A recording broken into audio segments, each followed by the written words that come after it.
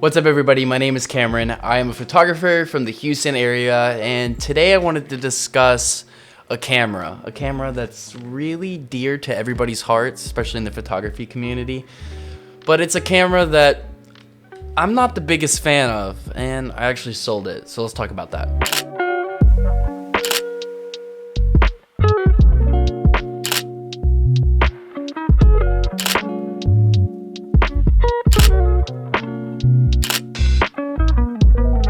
Today I want to talk about why the camera wasn't the best for me. Now, this camera went everywhere with me. I'm talking traveling, vacationing, friends, family. It went everywhere with me, and I shot so many pictures through this camera, and I just wanted to love it so bad.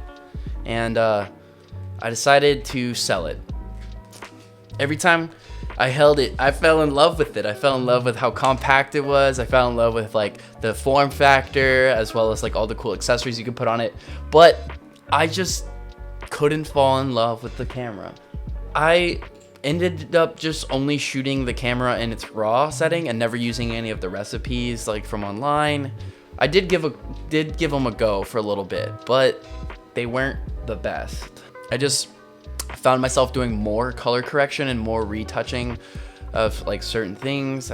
I just couldn't fall in love with the camera. And I'm one of those people that when I buy a camera, I want to fall in love with it. I want to have it. I want it to feel like it's my camera. I want to know it.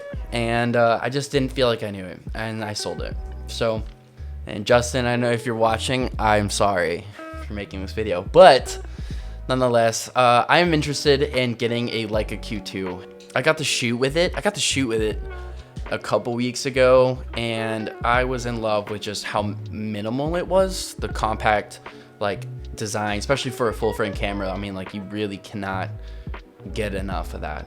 Let's talk about my alternatives. So this is my Sony A7C. I bought this camera with the intention of having a travel camera that was compact, a full frame, which I need for what I do. And you can accessorize it. So like I put a square hood on it, a little bit of a thumb grip, and a red button. Let me tell you, this camera is more than enough. And let me tell you, this camera has produced some amazing images, and I'll throw this up on the screen right now so you can see some of my favorite shots on this camera.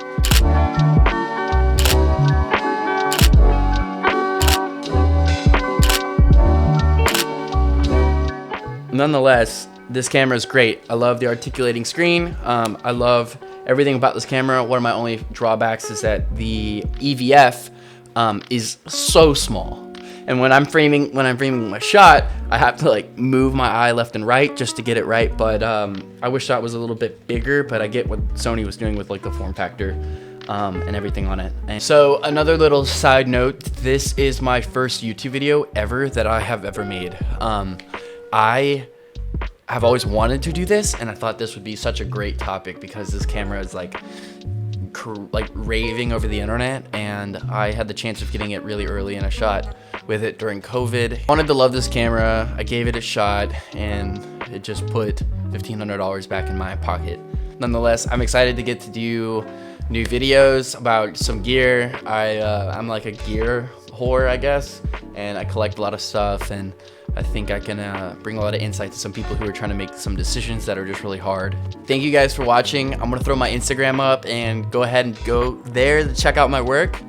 And I'm excited to make these videos. I'm excited to get to know y'all in this community that I want to eventually build, and I hope that I can share just a little bit of some information with y'all. So yeah, let me know if you guys want to see a certain type of video or how to do something, how to, and we'll make it work. So see you guys.